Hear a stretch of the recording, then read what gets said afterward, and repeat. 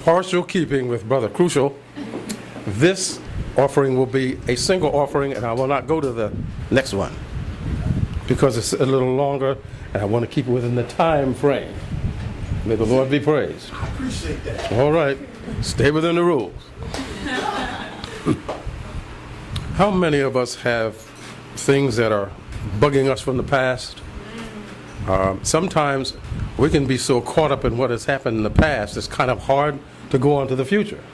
Sometimes we wake up with nightmares, dreams, or things bug us during the day that we have difficulty stepping out forward because of what has happened in the past.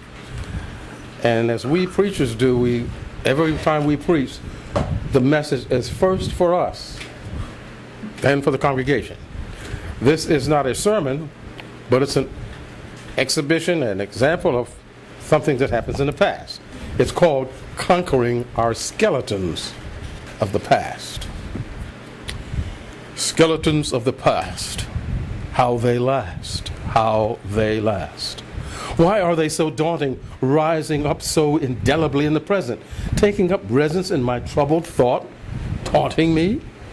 In fact, I ought to be able to let them go. Why must they insist they will continue to grow, filling me with the remnants, the mind-choking dust of their bones not yet dried up in the grave of memories not yet vanquished? Skeletons of the past. How they last. How they last. Why can't I shake them off, cast them aside? They serve no real purpose, no value. How is it they have somehow managed to hide in silence until now?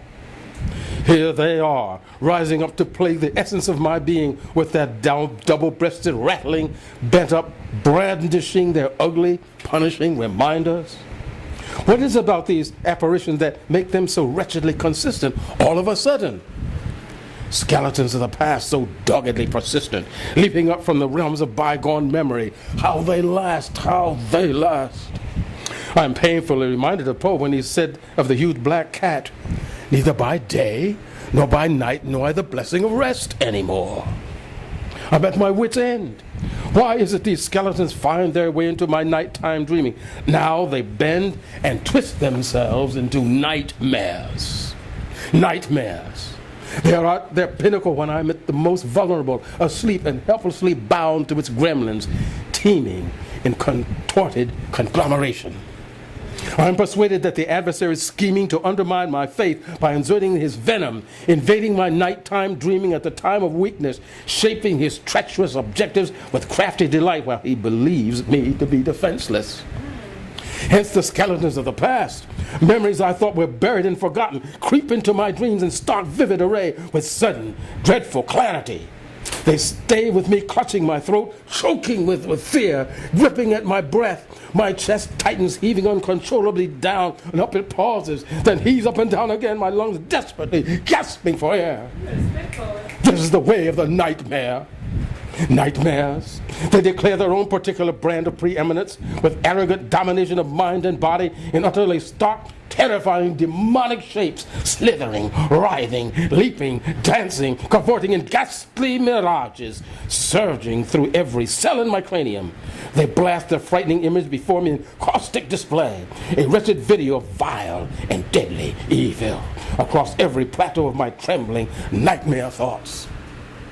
I am totally captive to this fearful, rumbling skeletons and to the terrifying dreams they formulate as they ruthlessly plunge in, grinding my helpless thoughts into apoplexy. I'm so preoccupied with their deafening effect upon me, I'm too confused to attempt a means of escape. Incredibly, they rape my mind with their paralysis. Skeletons of the past, how they last, how they last. Somehow, I wake in a cold sweat. My body still shaking in disbelief. I remember the dream was a stark revelation of the many shattering nights of abuse years ago. Oh, I know them well. There are no phantasms arising from temporary mental instability, nor are they a figment of meandering nighttime thoughts, conjured up by accidental happenstance of dreamy nighttime wanderings. These dreams were drawn up from the sepulchre of a buried trauma, impacted, intractable. No need to engage in efforts of a planned detection as to their validity. No such entities could spawn these dreams. They were dramatically and dreadfully authentic. They were real because they happened. The substance so terrifying they erupted suddenly to relieve themselves of being consigned to the grave of secreted trauma for so long.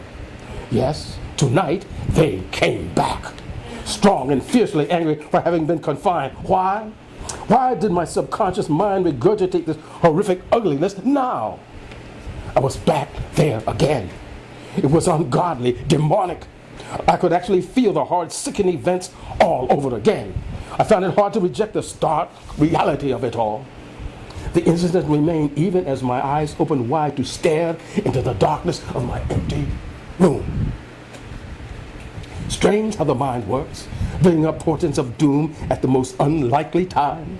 Even when the rhyme of life has finally turned in my favor, just when I was about to savor the cusp of the sure mercies of God, the reward of my ability to strive through him toward his promises, the enemy will arrive, gloating.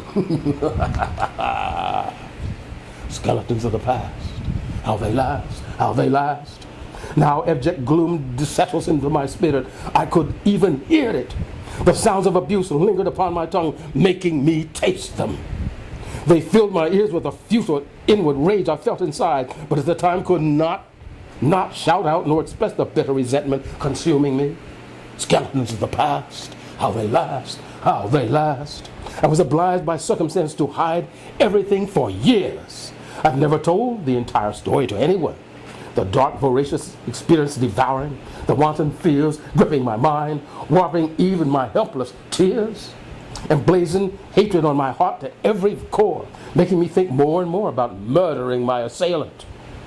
Skeletons of the past, how they last, how they last. I am done with it now, or so I thought. Until the nightmare. Where can I hide? I do not dare admit nor confide the tragedy to anyone, even now. I do not dare. Would they believe me? Would they even care? Today, everyone would be full of answers to what I could have done, what I should have done. How in the hell would they know? They were not there.